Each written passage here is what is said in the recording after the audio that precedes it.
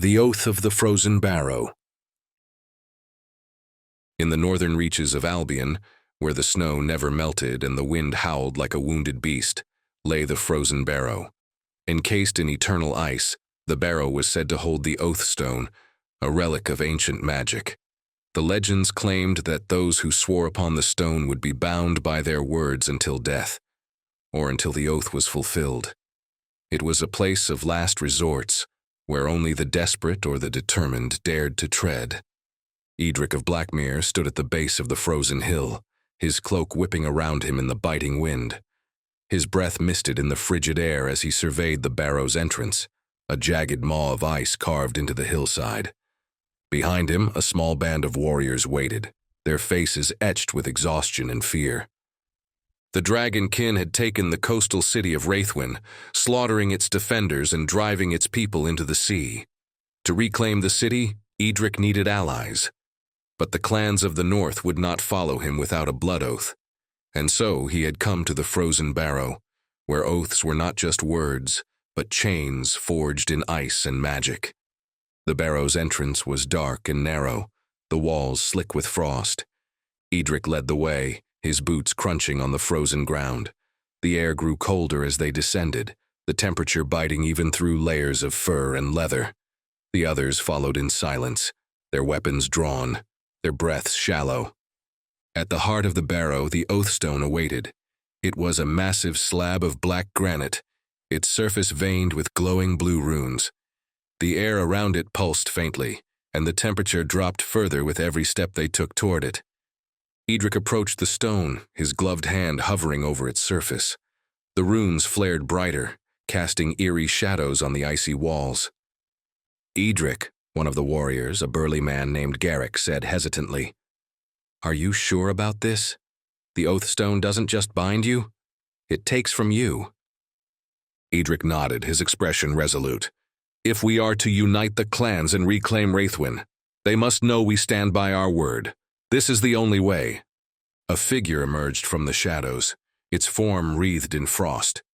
It was tall and thin, its face obscured by a hood of glimmering ice. When it spoke, its voice was like the cracking of a glacier. "You come to swear upon the Oathstone," the keeper said, its tone both curious and cold. "Do you understand the weight of what you ask?" "I do," Eadric replied. "The clans of the north will not follow without an oath. I will swear to reclaim Raethwyn and to stand with them against the dragonkin." The keeper tilted its head. "The Oathstone demands more than words. To swear upon it is to bind your soul. If you fail, your life is forfeit. If you succeed, the weight of the oath will remain with you forever." Eadric met the keeper's gaze, his voice steady. "I will pay the price." The keeper stepped aside, gesturing to the stone. "Then make your oath, Slayer, and let the stone judge your worth." Eadric knelt before the Oathstone, removing his glove to place his bare hand on its freezing surface. The moment his skin touched the stone, the runes flared, and a sharp pain shot through his arm. He gritted his teeth but did not pull away.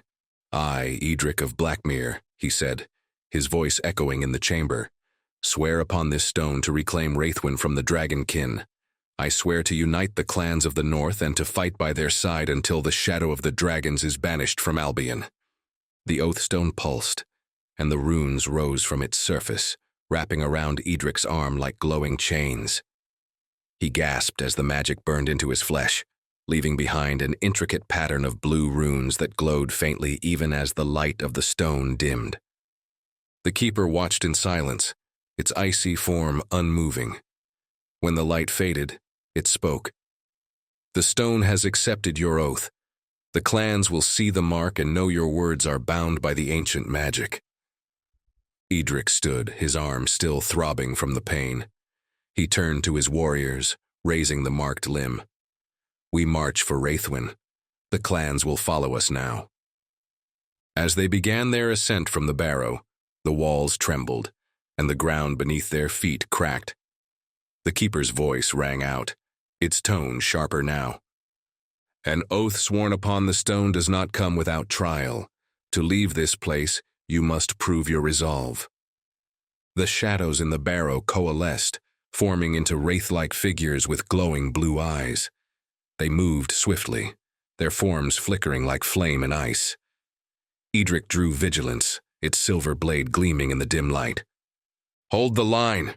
he shouted, stepping forward to meet the first wraith. His blade cut through it, but the cold it left behind was like frostbite that seared his skin. The warriors fought valiantly, their weapons clashing against the ethereal foes. Garrick let out a roar as he cleaved through two wraiths with a single swing of his axe, but more appeared, their whispers chilling to the bone. "You will fall," the wraiths hissed. "Your oath will break." Eadric gritted his teeth, the mark on his arm burning as though in defiance. "I will not break." With a final surge of strength, he drove vigilance to the ground, the runes on his arm flaring brightly. The wraiths shrieked as the light consumed them, leaving only silence in their wake. When Eadric and his warriors emerged from the barrow, the first rays of dawn were breaking over the frozen landscape. The mark on his arm still glowed faintly, a constant reminder of the oath he had sworn. The clans awaited them at the edge of the vale, their leaders watching warily.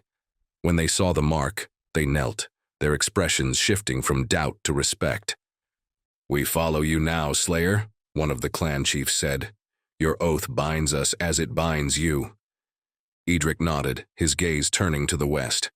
The shadow of the Harbinger loomed over Raethwyn, but for the first time he felt the strength of unity at his back. "Then let us reclaim what was taken," he said. "For Albion." The Frozen Barrow stood silent once more, its magic dormant but not forgotten. And as Eadric led the united clans toward Raethwyn, the mark on his arm burned brightly, a beacon of hope and a reminder of the cost of leadership. For an oath sworn upon the Oathstone could not be broken, and neither could the will of a true slayer.